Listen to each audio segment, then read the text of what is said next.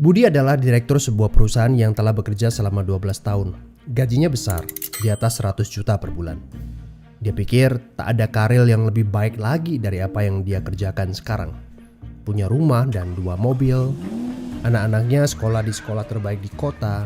Tiap weekend pergi jalan-jalan sekeluarga, shopping, makan di restoran yang enak, dan setiap tahun bisa berlibur 2 kali ke luar negeri.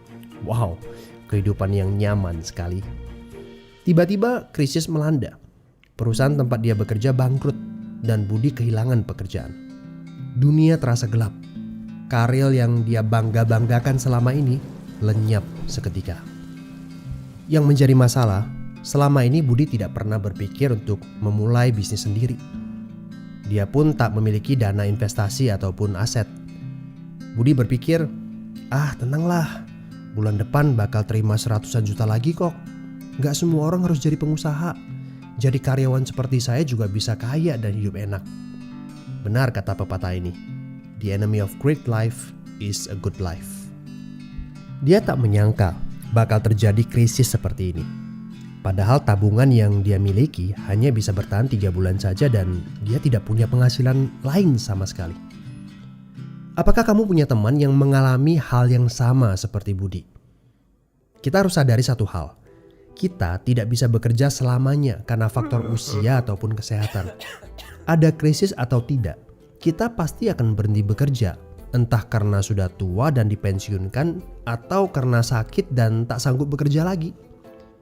Jika tidak mempersiapkan backup income sejak dini, tamatlah riwayat kita.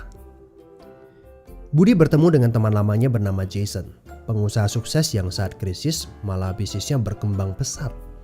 Jason memberi nasihat, bangunlah bisnis di saat kamu lagi gak butuh.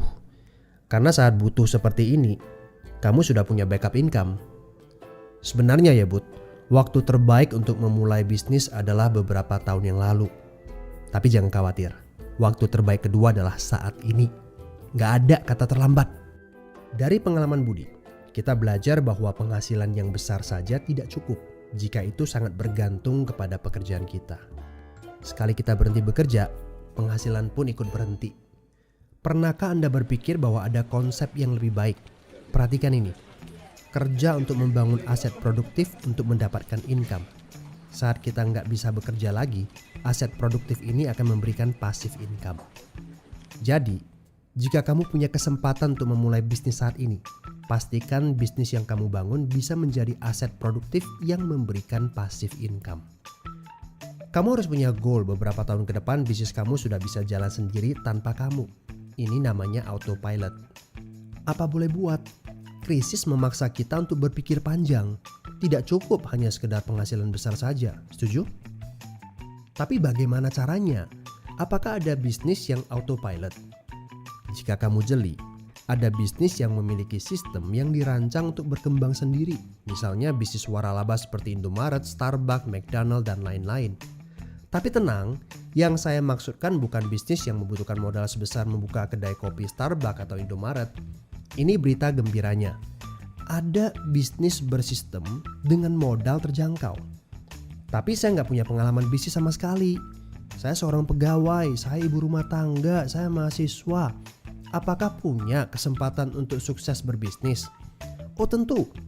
Video ini memberitahu Anda bahwa semua orang punya kesempatan untuk sukses berbisnis asalkan mereka diperkenalkan bisnis yang tepat dan berkolaborasi dengan tim yang memiliki sistem yang telah terbukti.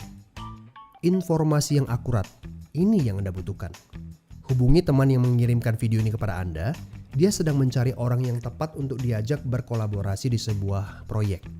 Mari kita cari tahu, apakah kalian bisa cocok untuk kerjakan proyek ini bersama. Ajak bertemu secara online ataupun offline dan berdiskusilah. Siapa tahu pertemuan kecil ini adalah awal yang bagus untuk karir bisnis Anda. So, good luck ya guys.